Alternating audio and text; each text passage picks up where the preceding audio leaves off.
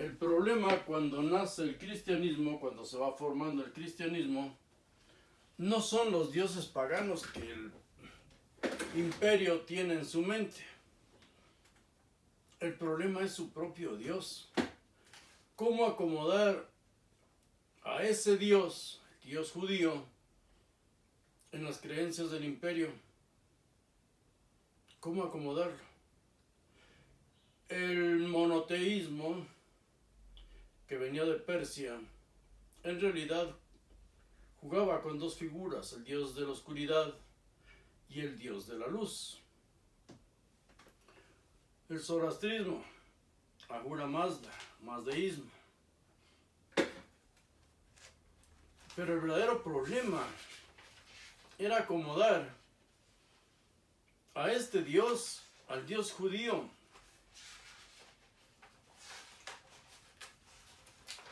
la creencia en un Dios único tiene problemas que ya hemos visto antes. Todos los dioses hembras, sus virtudes tenían que atribuírsele a este Dios. El bien y el mal tenía que atribuirse a este Dios, al ser único, al ser uno. Hasta hoy, nadie se ha puesto de acuerdo. Para empezar, judaísmos, hoy mismo hay muchas ideas, muchos judaísmos. Y repito, lo vemos en el choque cuando observamos videos, analizamos videos de cómo viven allá en Israel judíos ortodoxos y judíos sionistas, que son los que gobiernan. Este problema es el que los ha enfrentado a ellos mismos hasta la muerte. Y el cristianismo nace entre judíos, personajes judíos. Vamos a ver esto. En la Biblia, el primer evangelio que presenta a Jesús resucitado es el de Pablo. Aparece en 2 Timoteo 2:8 y dice literalmente: acuérdate de Cristo Jesús, descendiente de David. Descendiente de David quiere decir ser humano, un linaje, genes. Y resucitado de entre los muertos según mi evangelio. Así lo dice, lo repite. Pueden ustedes buscar este versículo en Biblia paralela y les van a aparecer todos los idénticos, porque donde más se repite mi evangelio, la palabra evangelio, es en las cartas de Pablo. Según mi evangelio. Pablo no conoció a Jesús, pero conoció a alguien muy parecido a él, Apolonio de Tiana, que por cierto se educó también en Tarso, pero vamos a ver eso más adelante. Pablo servía al Sanedrín y por ende al gobierno romano, al ejército, a los soldados, y fue salvado muchas veces de los judíos cuando lo querían matar. Fue salvado hasta cargando por los soldados. Juan y Jesús crean, sobre todo Juan, la secta El Camino, que empezó a partir del año 29. Es cuando, según el Evangelio, empieza a predicar, Lucas es el que dice eso, empieza a predicar Juan el Bautista. El año 29 de nuestra era, porque dice el Evangelio de Lucas que Juan empezó a bautizar y predicar en el año 15 del gobierno de Tiberio César. Y el año 15 del gobierno de Tiberio César es el año 29 de nuestra era. Juan predicó del año 29 al año 36 de nuestra era, ejecutado poco antes de morir Tiberio. Pablo persiguió mesiánicos, cristianos como lo que conocemos hoy no existían, apenas él los iba a formar. Pablo persiguió mesiánicos, hombres y mujeres, dice ahí literalmente, arrastrándolos a las prisiones para llevar a una persona a una prisión y que te reciban. Es porque tú eres parte de la autoridad. Arrastrándolos a las prisiones o entregándolos a la muerte, como a Esteban. La ejecución de Esteban fue frente a él y Según los relatos bíblicos, él aparece como una figura ponderante. Trabajaba para el Sanedrín y para Roma. Se hizo predicador mesiánico y sobornó al grupo del hermano de Jesús, Santiago, porque les llevó ofrendas. Supone que esto fue del año 50 de la era común, de nuestra era. En Gálatas 2:12 dice literal, Pablo expresa que los mesiánicos no le prohibieron nada, no le prohibieron que predicara lo que quisiera, incluso contra las costumbres, ritos y pactos del pueblo judío. O sea, no importaba que predicara en contra de la ley de su Dios, porque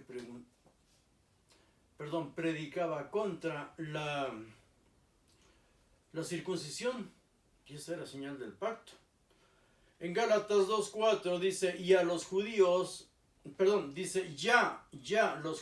no serán esclavos de la ley, no serán esclavos de la ley. Está predicando contra la ley judía. Para no tener problemas con los judíos, Pablo, predicaba a los paganos y Pedro a los judíos en Gálatas 2:7. Pero esto es mentira porque hay una contradicción ahí. En 2:9 dice que Santiago, Pedro y Juan se encargarían de los judíos y la única obligación de Pablo sería mandarles dinero, ayudar a los pobres de Jerusalén. Y dice que este mandato sí lo cumplía. Vemos la continuación de este versículo 2:9 en el 2:10, el mismo pregón. Pero resulta que Pedro también comía mejor con los paganos y entre los dos pelearon por sus ofrendas o por sus clientes. Los dos eran tremendos vividores. Peleaban por sus clientes. En Gálatas 2, del 11 al 14, leemos que era más descarado Pedro al grado de que Bernabé prefirió dejar a Pablo y se fue con Pedro a vivir con los paganos o a vivir de los paganos. Pedro había renegado y maldecido a Jesús. ¿Qué podía esperarse de un tipo de estos? ¿Y qué diferencia hay con los Mesías a los que habían seguido hasta la muerte el pueblo judío, los jóvenes sobre todo, amados por sus discípulos hasta la muerte, y una muerte espantosa, ser quemados vivos y ellos felices porque morían por su Dios y por sus Mesías? Y Pedro, después de haber maldecido a Jesús, obvio, huyó. Todos huyeron. ¿Cuál prédica de los apóstoles? ¿Dónde predicaban? Si todos huyeron, dejaron morir a su líder y Dios solo. Pero Pedro tenía el poder del Espíritu Santo para resucitar muertos y para matar a los que no entregaran todas sus posesiones a su secta. Recordemos que a Tabita él la resucita y a Ananías y Zafira los mata el poder del Espíritu Santo por no entregar todo lo que les habían pagado por su terrenito. Y llega a tal exceso la prédica cristiana, quienes escribieron esto, llega a tal exceso de que dicen que Pedro era tan, pero tan milagroso, mucho más que Jesús. Jesús tocaba a los leprosos, Jesús oraba por ellos, Jesús antes de expulsar un demonio le preguntaba por lo menos cuál es tu nombre, para expulsar esa idea, ese daimon. Pero Pedro no, solo le formaban a las orillas, a las afueras del templo antes de que saliera el sol, a todos los enfermos que hubiera ahí, y su sombra los sanaba a todos. Qué bueno que los romanos nunca se dieron cuenta de esto, porque se lo habrían llevado. Sus ejércitos hubieran sido inmortales con solo formarle a los cadáveres a Pedro para que al amanecer los resucitara. Una exageración no tanto como esta es lo que hablan de Apolonio de Tiana, un hombre histórico, y cuyos prodigios tuvieron tal fama que cuando visitó a los partos, al imperio parto, el gobernante, no recuerdo ahorita el nombre, lo voy a buscar, el gobernante me envió un ejército a recibirlo y conducirlo por todo su imperio. Era un hombre milagroso, nacido de una virgen, en fin, yo creo que ustedes han leído de Apolonio de Tiana. Pero bien, sigamos con estos milagrosos o milagreros. El mismo Pablo había maldecido su amor por su Cristo. Todo está lleno de contradicciones. Si vamos a hablar de estos personajes como históricos, es porque debemos hacer un estudio profundo de ellos, pero buscándolos a ellos como seres humanos, analizándolos como seres humanos, no buscando únicamente lo que confirme nuestras creencias infantiles. Buscar al ser humano, cómo actuaron ellos como seres humanos, adultos. Pablo había maldecido su amor por su Cristo en favor de los judíos, su pueblo. Lo leemos en Romanos 9:3. Antes había maldecido a todos los evangelios diferentes al suyo. En Gálatas 1:8-9, él había maldecido a cualquier otro evangelio que no fuera el suyo. Así es que todos los evangelios de la Biblia están maldecidos por Pablo, menos sus cartas. En Romanos 9:3, vamos. Dice Pablo, porque desearía yo mismo ser maldecido, separado de Cristo, por amor a mis hermanos, mis parientes según la carne. En 9:4 remata, que son israelitas, a quienes pertenece la adoración como hijos y la gloria, los pactos, la promulgación de la ley y las promesas.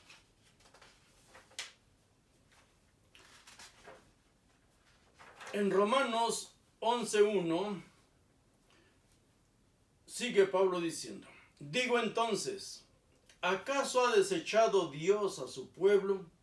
De ningún modo, porque yo también soy israelita, descendiente de Abraham, de la tribu de Benjamín. Esto debemos analizarlo muy bien.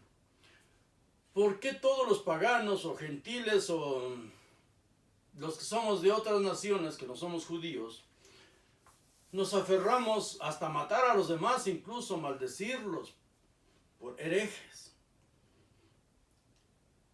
Si Pablo dice claramente que a los judíos les pertenece la adoración como hijos y la gloria, los pactos, cualquier pacto que tú hables es para los judíos, la promulgación de la ley y las promesas. Y en Romanos 11:1, digo entonces, ¿acaso ha desechado Dios a su pueblo? De ningún modo, porque yo también soy israelita, descendiente de Abraham, de la tribu de Benjamín. Todo debe analizarse. Y si hay contradicción, uno de los dos puntos en pugna está equivocado, o los dos, pero los dos no pueden ser verdad. ¿Cuál es la clave de la prédica y cuál es el mensaje de salvación? ¿Salvarse de qué? Salvar el alma para un israelita, como se está llamando Pablo, salvar el alma es salvar la vida. Para un israelita, cuerpo y alma son uno solo. Cuerpo, alma y espíritu proceden de la materia. Cuerpo, alma y espíritu, pero el espíritu tú lo forjas. El espíritu puede ser imbuido por otra persona que te ha enseñado, que te ha predestinado, porque desde niño va guiando tus pasos, va guiando tu mente. ¿Salvarte de qué? ¿Por qué todas estas personas, Pablo sobre todo, por qué reniega y cambia las leyes? ¿Por qué reniega y cambia el pacto que tenía su pueblo con ese Dios? ¿Por qué no le tenían miedo? ¿Por qué se burlaban de sus leyes? Se burlaban de él porque conocían los escritos. Conocían los escritos. ¿Qué y cómo podía salvar Pablo a algunos judíos? A algunos judíos. La respuesta está en Romanos 11:14. Si en alguna manera puedo causar celos a mis compatriotas y salvar a algunos de ellos. Causar celos a su pueblo y salvar a algunos de ellos, no a todos, y mucho menos a los gentiles. Ellos están para hacer bulto y desde luego para cooperar para los pobres de Jerusalén.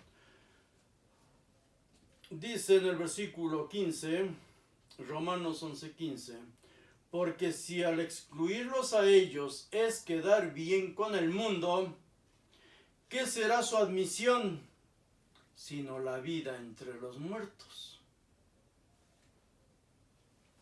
Ellos, los judíos, me entienden, saben de qué estoy hablando, los gentiles no. A ellos quiero salvarles la vida. Para un judío, cuerpo y alma es su vida misma.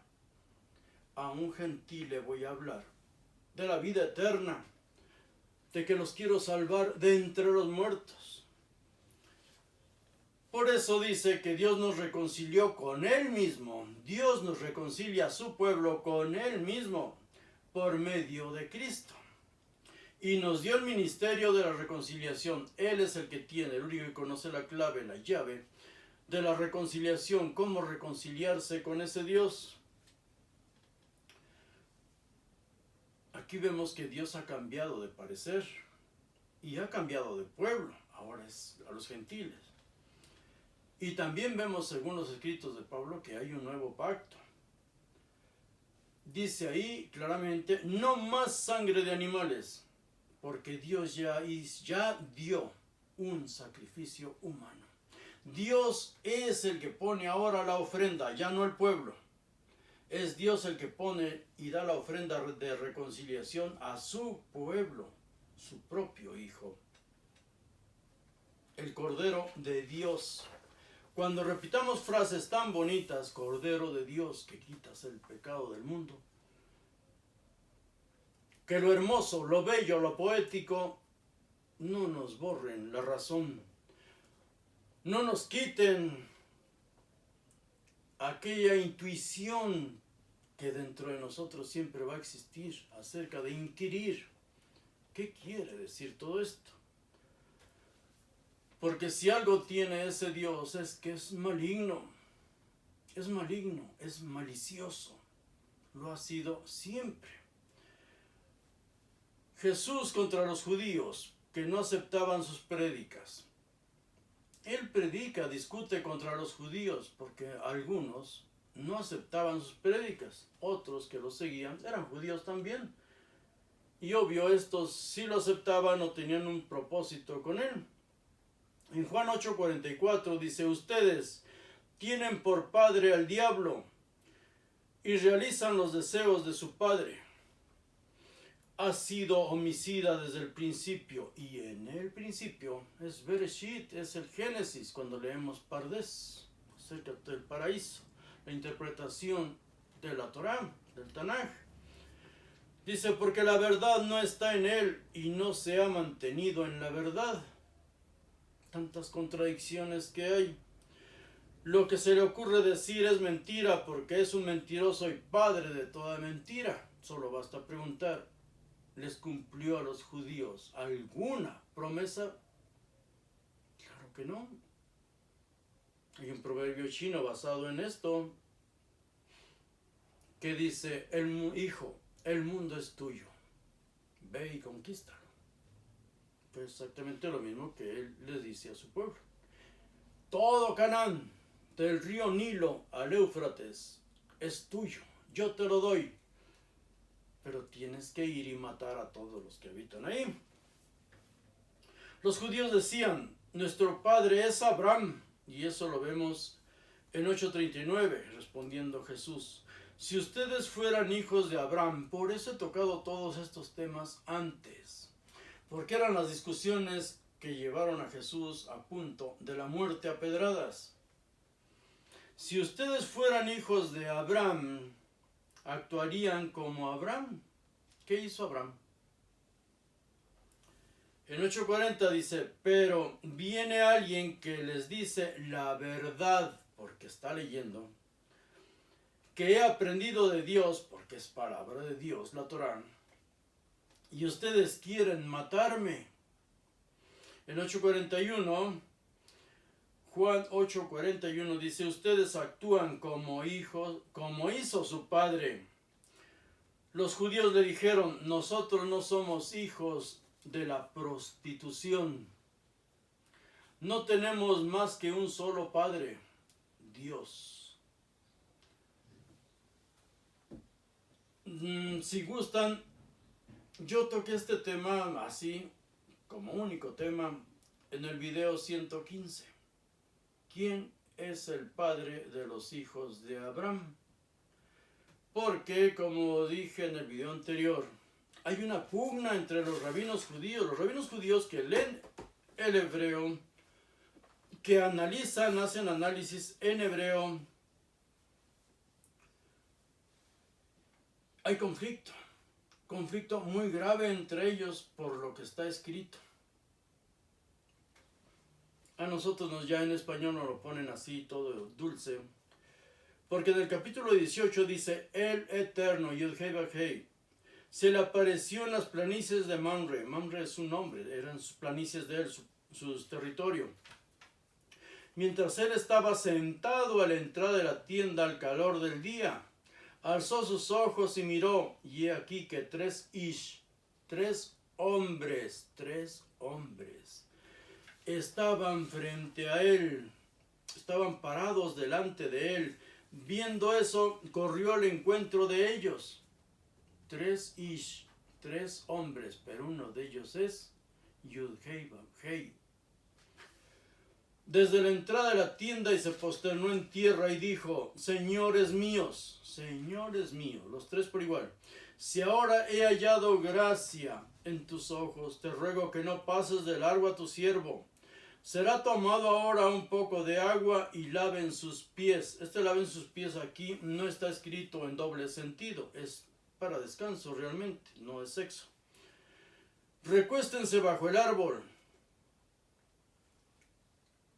Llega quien, el Eterno, Yud-Hei-Vah-Hei, está escrito en hebreo. Y si ustedes escriben el versículo en Biblia interlineal, verán el nombre de Dios, de Yahvé, de Yud-Hei-Vah-Hei. Ahí está escrito, el tetragramatón, ahí está. Abraham les dijo, aquí vienen las explicaciones que hacen los rabinos judíos, pero es tan difícil explicar lo inexplicable, o lo que está claramente escrito, que se hacen bolas ellos mismos. Dice aquí, en un análisis rabínico, Abraham les dijo que primero lavaran sus pies porque pensaba que estos visitantes eran árabes. Y si eran árabes, ¿por qué sale y se arrodilla ante ellos? Dice, árabes se arrodillan ante el polvo de sus pies, y era muy estricto en no permitir que objetos de idolatría, en este caso el polvo, entrasen en su casa. Pero Lot, que no era estricto en eso, ¿what? Es que no estamos hablando de Abraham. Bien, dice, yo tomaré una hogaza de pan para que ustedes sustenten su corazón, después partirán, puesto que ustedes han pasado con su siervo. Y ellos dijeron, haz así como dijiste, venga la comida. En 18, 6 y 7 leemos, entonces Abraham se apresuró hacia la tienda, hacia Sara, y dijo, rápido, toma 3 medidas de harina y sémola y amasa y haz panes. Y Abraham corrió hacia las reses y tomó un ternero tierno y bueno que dio al joven. Aquí nos aclaran los rabinos que un ternero tierno y bueno, de hecho eran 3 terneros, a fin de servirles 3 lenguas a estos varones. La lengua de ternero era un platillo escogido de la época, como Rashi mismo señala en Baba Metzia 86b. Es platillo digno de reyes y príncipes. Se apresura a prepararlo, luego toma crema y leche y el ternero que había preparado y lo puso delante de ellos. Él se quedó parado junto a ellos debajo del árbol y ellos comieron. Entre ellos jamás debemos de perder de vista que uno es Yud-Hei-Vah-Hei. Su propio Dios está comiendo ahí, llega cansado y mugroso. Repito, tratan de explicar lo inexplicable. Aquí dice, y ellos comieron, los ángeles únicamente aparentaron comer. De aquí se aprende que una persona no debe modificar la costumbre del lugar. Mentira. Aquí están hablando como si fueran evangélicos, testigos de Jehová o cualquier otra que interpreta el hebreo. Y ellos comieron, literal dice, y ellos comieron. Aparte, los ángeles, la angelología, no pertenece al hebraísmo. En hebreo, los ángeles no existen. Son mensajeros y punto. Ellos le dicen, ¿dónde está Sara, tu mujer? Él dijo, él ahí en la tienda. De cierto volveré a ti en esta misma época y aquí que tu mujer será. Sara tendrá un hijo. Y Sara escuchaba la entrada de la tienda que estaba detrás de él. Abraham y Sara eran ancianos, entrados en años, bueno, muy entrados en años. A Sara le había cesado la costumbre de las mujeres y Sara se rió en su interior diciendo, después de haber envejecido tendré lozanía y mi señor es un anciano. Entonces Yud-Hei Bab-Hei, siempre aparece él. Entonces el eterno Yud-Hei Bab-Hei dijo a Abraham, ¿por qué Sara se ha reído diciendo de verdad daré a luz si ya he envejecido? ¿Acaso hay algo inalcanzable para Yud-Hei Bab-Hei? En el plazo fijado volveré a ti en esta misma época y Sara tendrá un hijo. Y Sara negó diciendo, no me reí, y ahí se ponen a discutir como comadres, Dios y Sara, porque le dice, sí, te reíste. Los varones se levantaron de ahí y observaron en dirección a Sodoma, y Abraham iba con ellos para acompañarlos. Y Yud-Hei Bab-Hei dijo, ¿ocultaré a Abraham lo que yo haré? Si Abraham ciertamente se convertirá en una nación grande y poderosa, y en él se bendecirán todas las naciones de la tierra, ¿por qué no he de decirle que voy a mandar destruir o van a destruir mis compañeros Sodoma y Gomorra? Y ahí se empieza el alegato y la discusión acerca de la cantidad de varones. Si encuentro 50 justos, no la destruyo. Si encuentro 40, 20, 10, no la destruyo hasta que Abraham se rinde. Está bien, mátalos. Pero salva a mi primo Lot o mi sobrino Lot. ¿Por qué? Porque este hombre es tan santo que después de ser salvado embarazó a sus hijas y de ellos sí surgieron naciones. La cuestión es, aquí aparece, ya lo vimos en el video anterior y en ese video 115, de que es dudosa la paternidad de Isaac. ¿Acaso fue el Eterno, que no es nada eterno? Eran 3 varones, Yud-Hei Bab-Hei es un varón más, come, se lava los pies, se cansa. Aquí se le pone como un ser más, que llega, se aparece, sí, que gobierna ese territorio, sí, pero es un ser embarazador como cualquiera otro. Tan embarazador que todos los milagros que se hacen a mujeres casadas. Todos los milagros de nacimientos milagrosos son con mujeres casadas. Por eso están aquí, Jesús está discutiendo, está debatiendo con otros rabinos judíos, como en este libro. Como en el Talmud vemos discusiones de los rabinos. ¿Quién fue el padre de esas naciones? ¿Abraham? Porque aquí dice que fue Abimelech. O pudo ser el rey de Egipto. Cualquiera de los 3. Y tan es confuso esto. Y recordemos que quienes escriben se presume que eran judíos en el Nuevo Testamento. Lucas pone la genealogía de Jesús al mismo Yahvé, al mismo Dios judío, porque en la genealogía ascendente viene Adán, hijo de Dios. Así viene, basta leerlo. Estas discusiones eran muy fuertes y obvio se mataban entre ellos. Juan 10:30, Jesús dice, yo y el Padre somos una sola cosa. Jesús se declara encarnación del Dios judío delante de ellos. Juan 10:30, yo y el Padre somos una sola cosa. Está hablando de genealogía, está hablando de que Él viene encarnando al Eterno. Cuando decimos si los judíos lo hubieran matado, hubiera sido a pedradas por blasfemia. pues no lo mataron porque se les escapó. En el 10:31 dice, los judíos tomaron piedras para matarlo. En 10:38 dice, por las obras que hago, reconozcan que el Padre está en mí y yo en el Padre. En 10 del 39-42 dice que los judíos quisieron llevarlo preso, pero se les escapó y huyó. ¿A dónde? Se fue al otro lado del Jordán, donde Juan bautizaba. Fue a buscar la protección al otro lado del Jordán, porque ahí estos no podían atacarlo, so pena de desatar una guerra, involucrar a Roma en un conflicto con otra nación que no le pertenecía. Juan bautizaba y se quedó allí. Muchos creyeron en él porque hacía milagros y Juan no hacía milagros. ¿Cómo entender los diálogos entre judíos?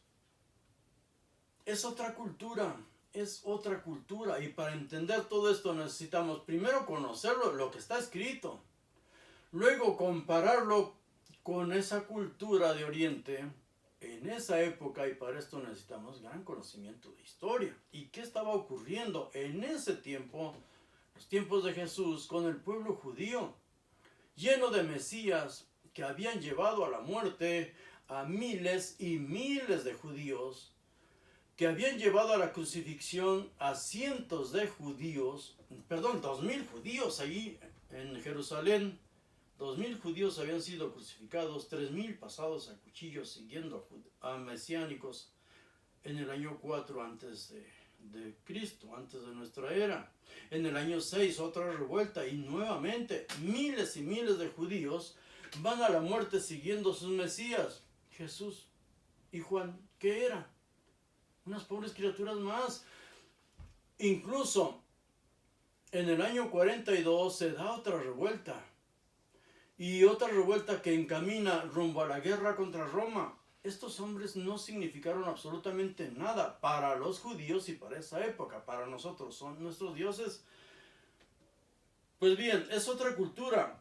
La prostitución de Jerusalén y Samaria fue en realidad violaciones a sus mujeres por todos los ejércitos que los habían invadido y sometido siempre. Hititas, amorreos, egipcios, asirios, babilonios, griegos, romanos, partos y nuevamente Roma, hasta que se quedó con ellos. Los celos que atribuyen a su Dios por dioses ajenos son en realidad su propio dolor, su angustia, su despecho, su frustración ante la impotencia de no poder defender a sus mujeres, a sus hijos, su tierra, ni su templo. Por eso están llenos de odio. Basta verlos en los videos. Hoy, veamos al Rebbe. Su amargura la notamos a miles de kilómetros de distancia gracias a los videos.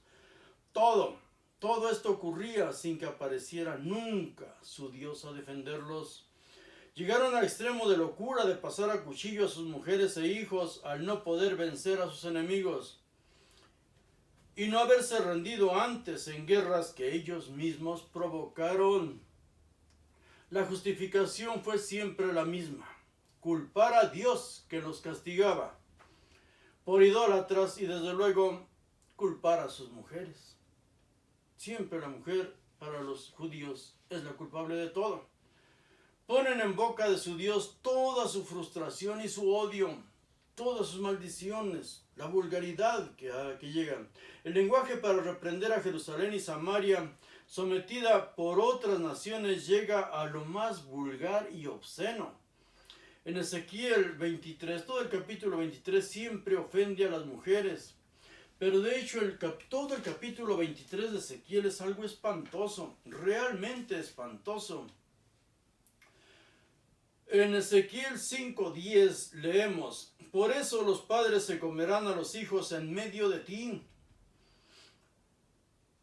y los hijos se comerán a sus padres, y haré en ti juicios, y esparciré a todos los vientos lo que quede de ti. Ese es el Dios de amor que predican los que no lo conocen. En 9:6 9:4. La marca de la bestia. Y dijo Jehová, pasa por en medio de la ciudad, por en medio de Jerusalén, y ponles una señal en la frente. Ceniza, polvo eres y al polvo has de volver. Ponles una señal en la frente a los hombres que gimen y que claman a causa de las abominaciones que se hacen en medio de ella. En el 9:6. Mata a viejos, jóvenes y vírgenes, niños y mujeres, hasta que no quede ninguno. Pero a todo aquel sobre el cual esté la marca, no te acerques. Y comenzarás por mi templo. Comenzaron pues desde los varones ancianos que estaban delante del templo. Esto es realmente espantoso. Esto es la Biblia que nadie lee, porque nos la leen manipulada. En 16:21 dice, para que degollen también. 10:20, empecemos con esto. Además de esto, tomaste tus hijos y a tus hijas que habías dado a luz para mí, y los sacrificaste a esas imágenes que ahora te haces, para que fueran consumidos. Eran poca cosa tus fornicaciones. El lenguaje siempre es de índole sexual, para que más ofenda. En el versículo 21, para que degolles también a mis hijos y los ofrezcas a aquellas imágenes como ofrenda en el fuego y sean consumidas.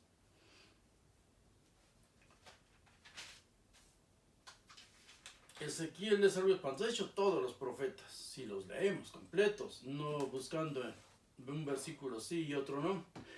En el capítulo 23, si lo leemos todo está lleno de terror, de verdad. Dice, vino a mí palabra de Jehová, Yud-Hei-Vab-Hei, diciendo, hijo de hombre, hubo dos mujeres hijas de una madre, las cuales fornicaron en Egipto, en su juventud fornicaron, allí fueron apretados sus pechos, allí fueron estrujados sus pechos virginales, y se llamaban la mayor Aholá y su hermana Olivá, las cuales llegaron a ser mías y dieron a luz hijos e hijas, y se llamaron Samaria Aholá y Jerusalén Aholibá. La ramera es Jerusalén, no Roma. ¿A estos qué les importaba Roma? Vamos a leerlo todo, tengan paciencia. Y ahora, Aholá cometió fornicación aún estando en mi poder y se enamoró de sus amantes los asirios, vecinos suyos, vestidos de púrpura, gobernadores y capitanes, jóvenes codiciables, todos ellos, jinetes que iban a caballo, y se prostituyó con ellos, con todos los más escogidos de los hijos de los asirios, y con todos aquellos de quienes se enamoró, se contaminó con todos los ídolos de ellos. Y no dejó sus fornicaciones de Egipto, porque con ellas se echaron en su juventud, y ellos comprimieron sus pechos virginales y derramaron sobre ellas su fornicación. Y Samaria y Jerusalén siempre estuvieron adorando a los ídolos o dioses egipcios y asirios, los Elohim y los Amones, Isis y Ra de Egipto, siempre. Por lo cual la entregué en mano de sus amantes, en mano de los hijos de los asirios, de quienes se había enamorado. Ellos descubrieron su desnudez y tomaron sus hijos y sus hijas y los mataron a espada, y vino a ser famosa entre las mujeres, pues en ella hicieron escarmiento. Y lo vio su hermana Olivá, y enloqueció de lujuria más que ella, y sus fornicaciones fueron más que las fornicaciones de su hermana. Se enamoró de los hijos de los asirios, sus vecinos, gobernadores y capitanes, vestidos de ropas y armas excelentes, jinetes que iban a caballo, todos ellos jóvenes codiciables. Y vi que se había contaminado un mismo camino, era el de ambas. Y aumentó sus fornicaciones, pues cuando vio a hombres pintados en la pared, imágenes de caldeos pintados de color, seguidos por sus lomos con talabartes y tiaras de colores en sus cabezas, teniendo todos ellos apariencia de capitanes, a la manera de los hombres de Babilonia, de Caldea, tierra de su nacimiento. Se enamoró de ellos a primera vista y les envió mensajeros a la tierra de los caldeos.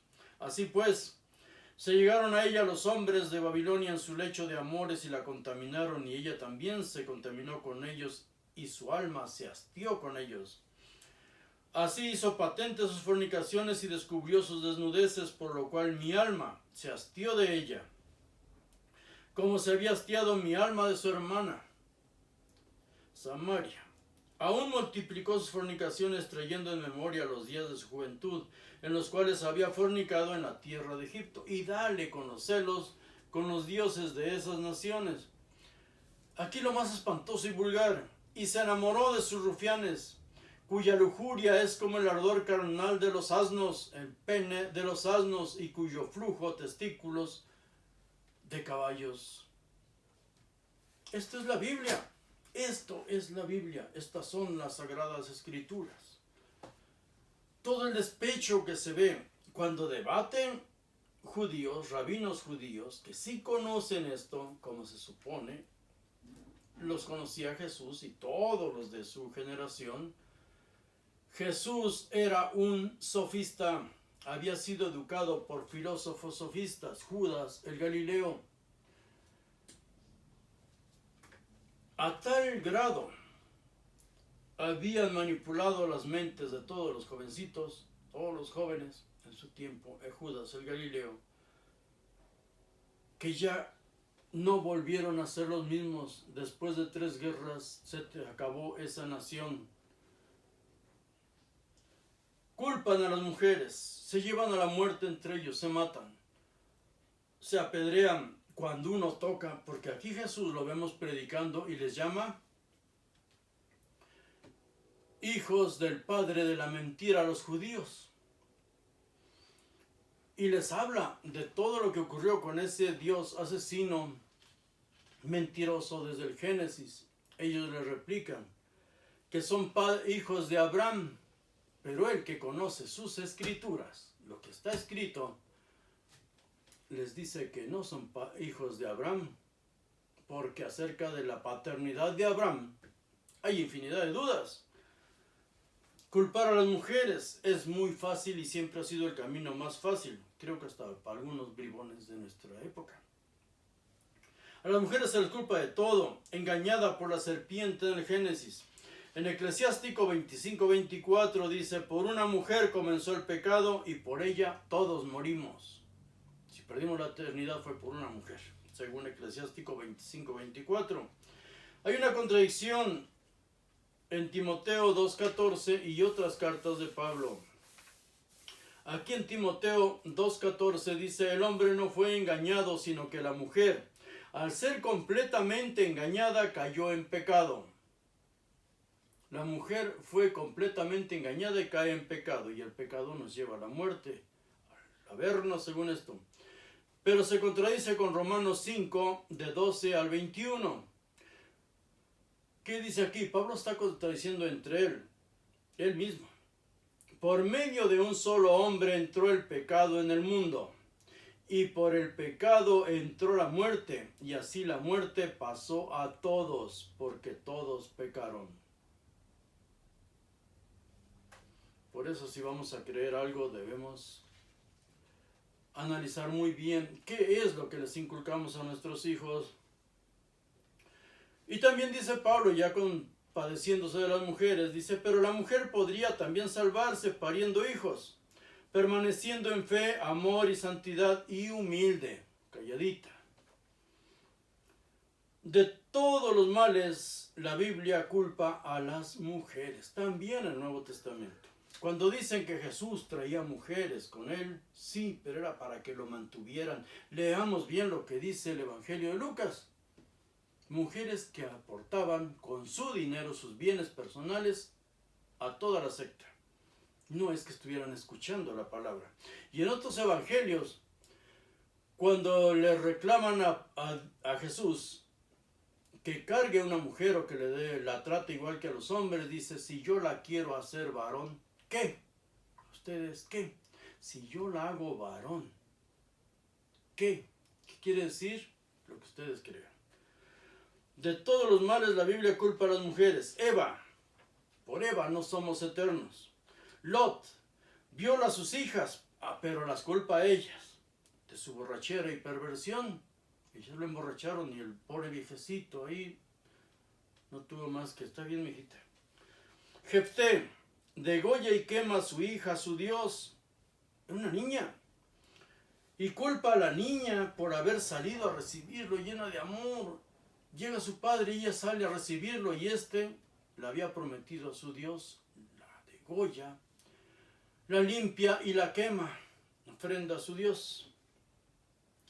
El levita arroja a su mujer, un levita, este pasaje no sé si ya lo hemos visto, creo que sí, de un levita que arroja a su mujer para que la violen, pero la corta en 2 pedazos y la reparte a las tribus como un mensaje. Vaya salvajismo. Y todo porque ella lo había abandonado y había regresado con su padre. Esta es la justificación para ese sacerdote levita. Y a todo este salvajismo se culpa o se hace responsable a su propio Dios. Al ser Dios único, se le otorgan todos los atributos de los dioses que antes adoraban. Y es culpable, digo, del bien y del mal. En Deuteronomio 32:39 dice: vean ahora que yo soy, que es lo que repite Jesús en sus prédicas ante los judíos. Yo soy, Padre, yo y el Padre uno somos. Pues bien, Deuteronomio 32:39 dice: vean ahora que yo soy el Señor y fuera de mí no hay Dios. Yo hago morir y hago vivir. Yo hiero y yo sano. Y no hay quien pueda librar de mi mano. Eso es Dios judío. Este es el Dios de Jesús cuando dice el Padre y yo uno somos. De hecho dice yo y el Padre, perdón. O todo es mentira de los escribas y profetas. Tal vez su Dios es un concepto que ha sido tomado de otras culturas y que ellos o de otras culturas que los han dominado y que ellos han modificado un poco para adaptárselas. Ellos los fueron adaptando y usando para sobrevivir como pueblo. Un pueblo necesita gente, estar unidos. Cultura. Un pueblo necesita un espacio para vivir, un lugar en la tierra, un reino de su Dios, un reino de sus cielos. Si son expatriados su tierra, Israel debe ir con ellos. Eso significa la menorá. Eso significa la menorá, el árbol de la vida. Ahora, el árbol de la vida es la mujer. Todo hijo de mujer judía es judío. Crea o no crea en ese Dios, es judío. La menorá, el árbol de la vida. La expulsión que esta cultura tiene en sus mentes, la primera expulsión que esta cultura tiene en sus mentes es la del paraíso, cuando fueron expulsados del paraíso. Ni Eva ni Adán pecaron, el que pecó fue Elohim. El que pecó fue Elohim. Porque está escrito así, Elohim, no Yod-Hei Vav-Hei. Un poderoso que se aprovechó de Eva. No son milagrosos, ni los Elohim, no son poderosos, no son dioses, no son ángeles, no son extraterrestres. Es un grito en la oscuridad. Es un concepto muy difícil de entender si estamos llenos de teología, muy fácil de comprender si nos quitamos todo eso y empezamos de cero. Por eso dice ahí, ahora el hombre es como uno de nosotros. No vaya a estirar la mano y coma del árbol de la vida. No vaya a estirar la mano y coma del árbol de la vida. Por eso le expulsaron, no porque pecara. ¿Qué significa comer del árbol de la vida? Un Elohim había abusado de Eva.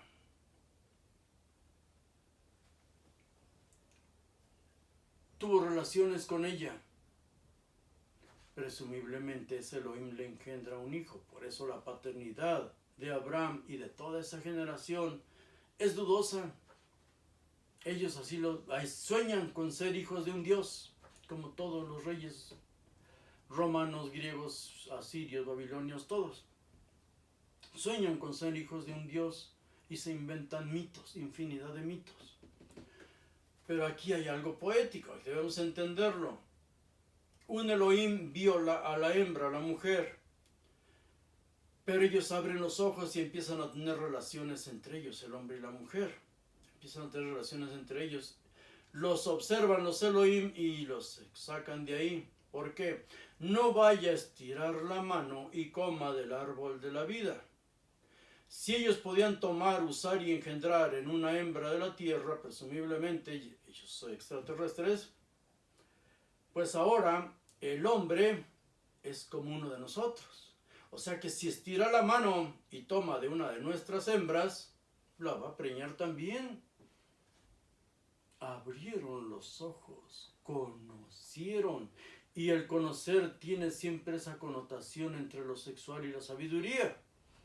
Si el hombre, el pueblo, abre los ojos y ve el abuso de los poderosos, los Elohim, se rebelará, alargará su mano y va a comer del árbol de la vida. Tomará la vida de los tiranos y conocerá, violará a sus mujeres. Las va a conocer. Por eso debemos analizar, pero profundamente, todos los mensajes que vienen escritos ahí. Dile a Juan, los ciegos ven y los cojos y tullidos están bien. Los ciegos ven, ya abrieron los ojos, y los cojos y tullidos ya pueden estirar la mano e ir por los tiranos, los poderosos, los Elohim, pero los Elohim de la tierra, los gobernantes de la tierra. Los niños, obvio, no entienden esto. Su cerebro está en desarrollo y lleno de temores y fantasías. Temen sobre todo a la oscuridad. La oscuridad que puede ser iluminada con sabiduría o manipulada con fantasía.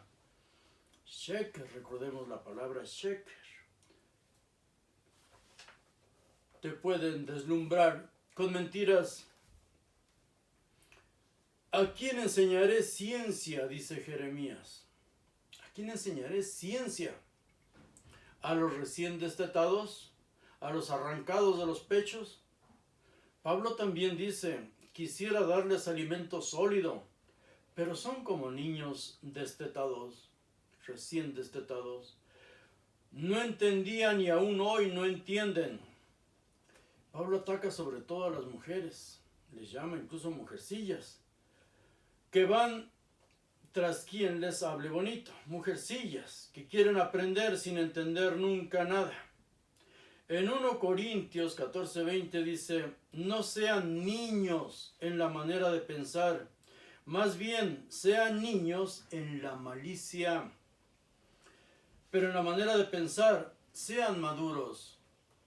Un niño todo inquiere, todo quiere saber y es malicioso. A menos que tú lo bloquees, lo sometas, lo asustes, lo aterrorices con cosas que ni tú comprendes. Pero si no maduran, diles que el reino de los cielos es para los niños, que los otros evangelios posteriores al de Pablo así lo manejan.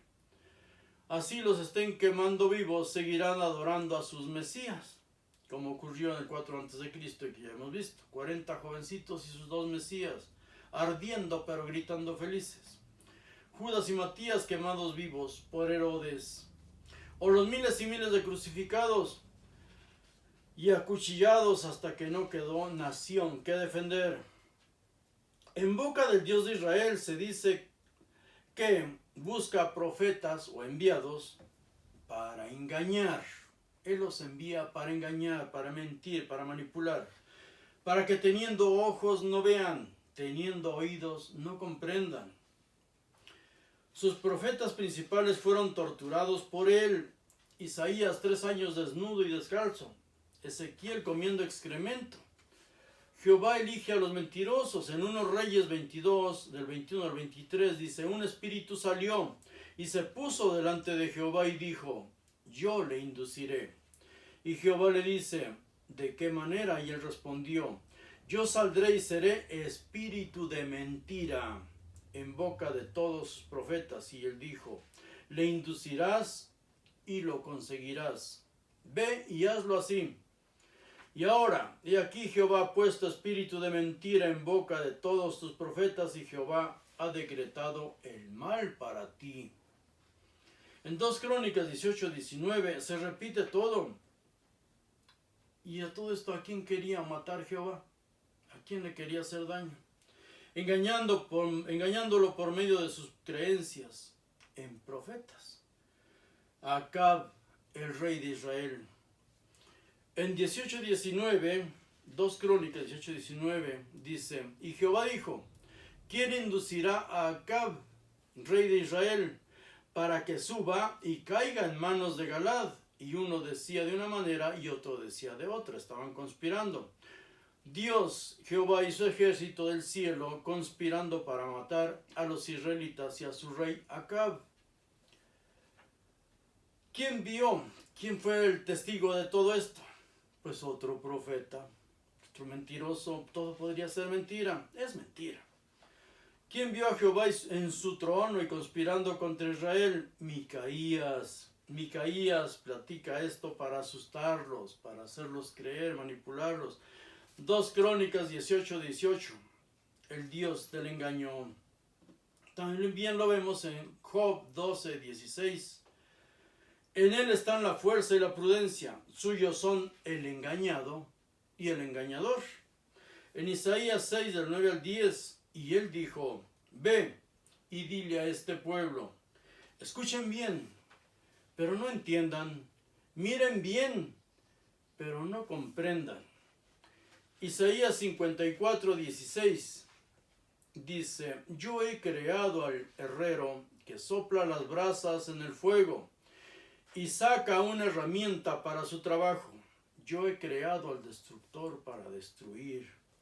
Jeremías 4:10, Señor Dios, Yod-Hei-Vav-Hei, ciertamente has engañado en gran manera a este pueblo y a Jerusalén diciendo, paz tendrán cuando tienen en el cuello el cuchillo. Y Pablo también dice en Romanos 1:28, y como no tuvieron a bien reconocer a Dios, creerle a Él, Dios los entregó a una mentira depravada para que hicieran las cosas que no convienen. En 2 Tesalonicenses 2:11, Pablito vuelve a decir a los que no le hacen caso, por esto Dios les enviará un poder engañoso para que crean en la mentira y cubierto con piel de animales. ¿Hasta dónde puede llegar este Dios o sus profetas contra su propio pueblo, contra Israel? En 2 Samuel 12, del 11 al 12, así dice Yod-Hei-Vav-Hei, de tu misma casa levantaré el mal contra ti. De tu misma casa levantaré el mal contra ti. Y tomaré tus mujeres delante de tus ojos y las daré a tu compañero, y éste se acostará con tus mujeres a plena luz del día. Esto muestra el trauma de este pueblo, el trauma. Las prédicas de Jesús de dividir a las familias también lo vemos ahí.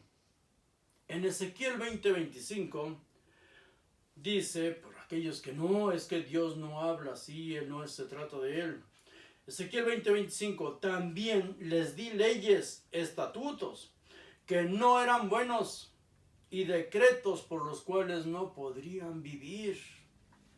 En 20:26 dice, y los declaré inmundos en sus ofrendas, pues hicieron pasar por el fuego a todos sus primogénitos a fin de llenarlos de terror, para que supieran que yo soy el Yod-Hei-Vav-Hei. Aquellos que dicen que Dios no pedía sacrificios humanos. Levítico 18:21. Esta es una de esas leyes mentirosas. Tampoco darás hijo tuyo para ofrecerlo a Moloc, ni profanarás el nombre de tu Dios. Yo, Yod-Hei-Vav-Hei, tus hijos son míos. No le darás tus hijos a otro Dios, son míos. Quémamelos a mí. Éxodo 13:12. Dedicarás a Yod-Hei-Vav-Hei todo primer nacido de la matriz, también todo primer nacido del ganado que poseas. Los machos pertenecen a Yud-Hei Vav-Hei. Hombres y animales para él son lo mismo. Solo leamos sin miedo. Y si ese ser no existió, hombres y animales eran sacrificados por y para los profetas, asesinos, ya lo vimos, y los sacerdotes. Y eso lo hace más terrible y más espantoso aún, que nosotros, seres humanos, nos matemos con una mentira que nosotros a todas luces hemos inventado. Unos viejos locos y asesinos depravados son estos sacerdotes y profetas. Busca y lee cualquiera de ellos. Pablo culpa a Satanás en 2 Tesalonicenses 2, del 9 al 11. Un inicuo cuya venida es conforme a la actividad de Satanás, con todo poder y señales prodigiosas y prodigios mentirosos ha de venir. Pero, siempre hay un pero, Satanás es uno de los hijos o creaciones del mismo Yud-Hei Vav-Hei. Hace la función de opositor o adversario del ser humano. No es opositor de Dios, que supone es omnipotente. Dios usa a Satanás para probar la lealtad hacia él. Por eso cuando Dios entrega a su Hijo en sacrificio, entrega a Jesús, lo entrega a Satanás, para que lo ponga a prueba. El Espíritu de Dios lo entrega a Satanás para que lo ponga a prueba. Lo mismo había hecho con Job. Les voy a recomendar que vean Adolfo Roitman, el doctor Adolfo Roitman, doctor judío, en una ponencia, una exposición magistral. Se llama De la serpiente al Satán. Cómo el ser humano ha ido inventando este ser. De la serpiente al Satán, Adolfo Roitman. Escríbanlo así, véanlo. De verdad, es una verdadera joya esa ponencia, doctor Adolfo Roitman.